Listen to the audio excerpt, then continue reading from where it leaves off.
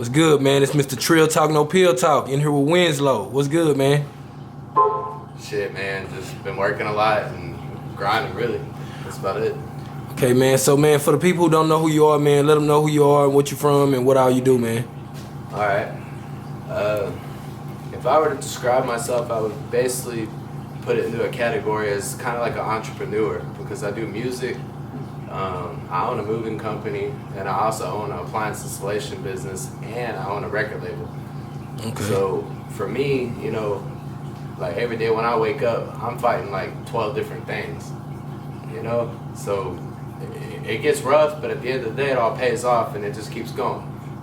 Yeah, so how long you been doing the music? The music I've been doing since I was about 21 years old. I'm 29 now. Okay. So about 9 years. So how would you say your career is? Like, you like how it been going, or like you just getting into pop, or? I mean, my situation is kind of different than the average person because when I was in high school, I was like locally famous, you know? Yeah. And then I moved out here because my family owns a bunch of businesses out here, and I started creating my own stuff. And when I brought my music over here, it took about a year, opposed to Houston. It took me like 7 years to develop there. Yeah. When I moved to East Texas, I got bigger. I blew up more because people have more respect for my music. Yeah. Because people out here just seem to be a little more like laid back and chilled, you know, and like they're not so judgmental and fucking like all the extra bullshit that comes with it. So for me, you know, the way I could describe it is like, man, music just kind of speaks for itself. I've been putting out hits. I got over 300 hits. Like I got hits all day, every day. I produce everything myself, but people don't respect it as much when you're in a city that's saturated, you know, with tons of people doing it. Like. And so, what would you say was one of your biggest songs that you did? The biggest song? I mean, I'm not gonna for say streams or something like that. I'm not gonna say my favorite. But Yeah. I'm gonna say my biggest song is "Easy" with T. Wayne. He's the guy that made "First Let Me Hop Out the Porsche." Yeah, from Dallas. Yeah. Okay. Well, he lives in Houston, but he is from. I think he's from Dallas. No, actually, he's not from Dallas. He's from Houston. No, he grew up in. I think. I'm not gonna quote it because I don't know for sure, but I talked to T. Wayne a lot. Yeah. I just actually was texting him like 15 minutes ago. So. Yeah. But T. Wayne is actually from, I think, Amarillo. He's from like fucking West Texas somewhere. He's from over there, down there. Oh, okay. And then he moved to Dallas, and then he went to Houston, and that's where he lives now. Oh, okay. I think. But so how did you link with him? Me and T. Wayne been doing music together for like 6 years. Okay. We got about 8 or 9 tracks together. Okay. Including beats too. Yeah. So y'all make beats together and everything. Yeah. Yeah. Okay. Yeah. So what about your trucking business and your moving business? Man, the moving company thing, it kind of grew off of so when like back in the day when I first started doing music, you know, like it was kind of just like a hobby. I was doing it for fun. Yeah. You know, I was drinking, partying, acting wild, you know, just being stupid, bro. You know? And then I met this dude named FM. And FM, man, that boy changed my life, really. As far as production goes, I'll go record in my fucking $150 studio setup, send it to this dude, and walk out with a $5,000 song for an affordable price. Yeah. So it's like the best hookup you could ever have, you know, building a relationship with somebody from the scratch to the end. Because we've been doing music together for the whole 9 years. He's the only producer I've used besides one other person. So it's pretty dope, man, really. I got a good little setup going. Like, it's rolling. So what exactly do you do with your moving company? Like, do you move like furniture, or do you move equipment, or? With the moving company, it's basically full service. So like we go out to the job. Like it depends on what kind of job it is. Like I would say probably 75% of it we do it by the hour. You know, with a truck fee. And then like if we have a big job, for instance, like say we going from Dallas to fucking New York. I'm gonna go out and look at that motherfucker and I'm gonna tell him what I think it's worth. I ain't gonna quote you like fucking 2 men in a truck.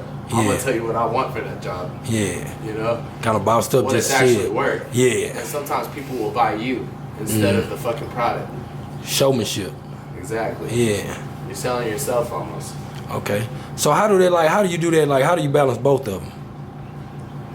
I don't. I fucking just go with the flow, man. Yeah. Like I honestly probably like I'll be real with you. I need a lot of help. You know, Yeah. like I got this girl over here. She's turned up a lot and helped me a lot. And Jimmy stepped it up. There's one of my artists, Face Tat Jimmy over here. Yeah. But he stepped it up. My manager August is stepping it up. Like everybody's kind of stepping it up. So, you know, as long as everything keeps headed that way, then I'll keep developing as a fucking human being, and everybody else can develop off of me, and we can keep going, man, and keep making moves. Okay, man. How many kids you got, man? You got any kids? Like, how you separate your family life from that? Are you married or? I'm not married. Okay. But I have 3 children that I know of. That you know of. So what you got? Boys, girls? I got my daughter Sophia. She's an 8. My son Mason. He lives in Durango, Mexico. Okay. He's 5. And then my son Jackson. He's 2 years old. Okay. So like you said earlier, like before we started the interview, and we was talking about your daughter. She produced. Yeah. So what got her into that? Was it just you, or she just wanted to be like daddy? That's daddy's little girl. Daddy's man. a girl, yeah. That's daddy's little girl. I raised her. She's been with me. Me and my mom raised my daughter, and you know, like she just acts just like me, man. Like, Yeah. She goes in there, sits down on my studio setup, and starts fucking playing with buttons and shit, and like getting in there and adding sounds and chants and bass and trap, like whatever. You know, however she feels like doing it, because in today's music is so unorthodox. Like there is nothing that is not okay if it's not produced well. Yeah. Like you could throw like 3 different sounds on something, and then pay somebody $100 that knows what the fuck they doing, and they gonna fucking make that shit bang and sound quality. Yeah. It's an easy game. You just gotta do it. It's not very hard. So what would you say, like the main, like some artists that's similar to your music, like the type of music you There's do? nobody similar to me. There's not one artist out here. If I were to compare myself to another artist, I would compare myself to Young Thug. Okay. I would be like the white Young Thug. Okay. Pretty close to it. Yeah. And that's the only person I compare my music to. And I'm as far as like kind of how I came up, I'm a big Lil Wayne fan. You know, I got a lot of my style from him. But I don't know. So what you listening to right now? Like who are some of the artists you listen to right now? I like Young Dolph a lot. Mm-hmm. Young Dolph's pretty dope. Key Glock, I listen to him. I like Gucci, man, more for who he is than his music. Yeah. But I like him, you know. Yeah.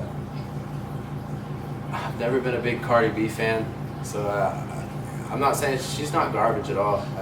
I'm a big Nicki Minaj fan. I think Nicki Minaj is a GOAT in that whole situation. Okay. So I've always been a Nicki Minaj fan. I love her music. I love Justin Bieber. Yeah. He's fucking dope as fuck. Everybody loves Justin Bieber. Man, Justin Bieber, if I would pay that dude fucking $10,000 right now for a hood. Like, Yeah. I would. Justin Bieber fucking dope, bro. I'll break some bread on that track. So what's some more artists that you want to work with in the future? I mean, it's kind of hard to say because, like, when you're the person that's actually doing everything, like you're paying for everything, you're creating your own revenue and you're not letting somebody else do it for you, you start learning as you go. So it's like I've already got like 15,000 in features. I've got a song with Smoke Perp. I got one with Dadex out of California. I got a song with 6ix9ine. I got a song with, like, I have so many songs that are like just buzzing in my email, just sitting there. Yeah. And a couple of them are already released, like the Smoke Perp video. Yeah. But How did you link up with these artists? Like, man, I harass people, bro. Yeah. Like, I stay on their ass because I'm the one responsible for everything I'm doing. So I have to stay on people's asses, like, but in a respectful way. Like, it might be a little annoying. It's kind of persistence, which is more. Yeah, there you go. Persistence. Yeah. I just stay on people, man. Like, and a lot of people fuck with me because I don't have like an interest of conflict. Like, I know you're working too, so I'm not gonna like argue with you about $20. Yeah. Like, I know because I run businesses and I fucking know what it's like to come out here and you trying to make money. So I'm not gonna sit here and argue with people and shit. Like, I'll fix the problem that quick.